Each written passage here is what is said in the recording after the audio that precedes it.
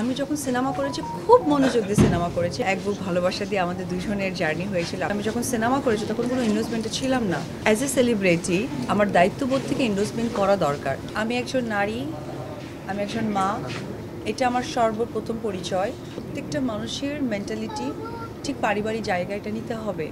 আমার যারা fan follower, যারা আমাকে চিন্তা করে বা আমাকে সারাক্ষণ দেখতে থাকে, ফলো করতে থাকে, তখন ভালো লাগাটা তো দ্বিগুণ বেড়ে যায়, কাজের দায়িত্ববোধটা বেড়ে যায় যে আরও ভালো কিছু করতে হবে। কারণ আমার দর্শক যারা ফ্যান ফলোয়ার তারা আমাকে ফলো করছে, ভালো ভালো কাজ করার চেষ্টা করছে। ঈদ নিয়ে কাজের পরিকল্পনা এখনও ওইভাবে করা হয়নি। তবে দেখা যায় আপনাদের সাথে হয়তো বা আবারও কোনো না কোনো প্রোগ্রামে দেখা হয়ে যেতে পারে। তখন যদি সেই প্ল্যানিংটা তৈরি হয় তখন আমি শেয়ার করতে পারবো। সিনেমা আসলে আমি একটা কথা ক্লিয়ার করি, আমি অপু বিশ্বাস 2007 থেকে আমার জার্নি শুরু। 2015 পর্যন্ত বড় পর্দা ছাড়া আপনারা কোনো এন্ডোর্সমেন্টে দেখেননি। বাট সাম্প্রতিক সময় দেখবেন যে কিছু আর্টিস্ট যারা এসেছেন সিনেমা ওইভাবে করে উঠতে না পেরেও কিন্তু এন্ডোর্সমেন্টে আমার থেকে বেশি ইনভলভ হয়ে যাচ্ছে। তো একজন অভিনেত্রী হিসেবে পাশাপাশি এখন আমি একজন মাও বটে, আমার দায়িত্ব জায়গাটা অনেক বেশি স্ট্রং।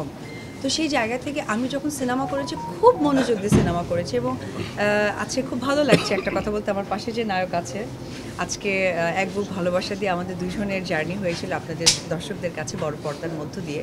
তো আমি যখন সিনেমা করেছি না তখন আমাকে সাংবাদিক ভাইরাও খুঁজে পাননি, আমার ফোন নাম্বারও কারো কাছে ছিল না, পুরো এন্ডোর্সমেন্টে ছিলাম না। কিন্তু এখন সাম্প্রতিক সময় ম্যাক্সিমাম আর্টিস্ট একটা ছবি না করতে কিন্তু যেভাবে এন্ডোর্সমেন্ট করছে, তো সেক্ষেত্রে তো আমি খুবই ভালো বুঝেই কাজ করছি যে দীর্ঘ 8, 9, 10 বছরের মতো আমি যখন সিনেমা করেছি তখন কোনো ইনভেস্টমেন্টে ছিলাম না।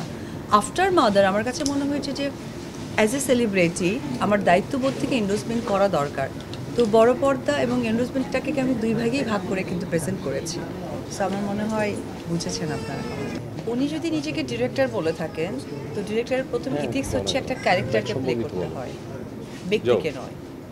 তো উনি আর্টিস্টকে মেনশন করে যেটা বলেছে ওটা একটা ক্যারেক্টার প্লে ছিল, ব্যক্তি উপবিশ্বাস নিশ্চয়ই ছিল না। আর উনি যাকে কেন্দ্র করে বলেছিল ওটা একটা ব্যক্তি মানুষের প্রেজেন্টেশন ছিল, কারণ একটা অ্যাওয়ার্ড ফাংশন ছিল।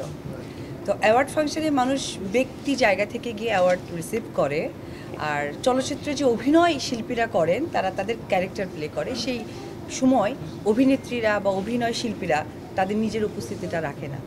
আমি একজন নারী, আমি একজন মা, এটা আমার সর্বপ্রথম পরিচয়।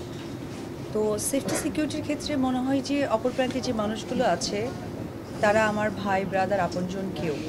এটা আসলে আমি একটি কথাই একবার কি বলতে চাই যে আমাদের প্রত্যেকটা মানুষের মেন্টালিটি ঠিক পারিবারিক জায়গাটা নিতে হবে। অপর প্রান্তের মানুষ যে আমাকে বাজেভাবে ট্রিট করছে, সে সে তারও তো বাসা আছে, বাসায় যাচ্ছে, তার হয়তো বোন আছে, মা আছে, ওয়াইফ আছে বা মেয়ের সন্তান আছে। যখন তারা চিন্তা করবে যে আমার ঘরেও ঠিক এই 4টা পজিশনের মানুষ আছে আর আমি যে মানুষকে ট্রিট করছি সেও ঠিক তারও কারো হয়তো বা ওয়াইফ, মেয়ে, সন্তান, মা। তো এটা যখন মানসিকভাবে সৃষ্টি হবে তখন আমার মনে হয় সব কিছু ঠিকঠাক হয়ে যাবে।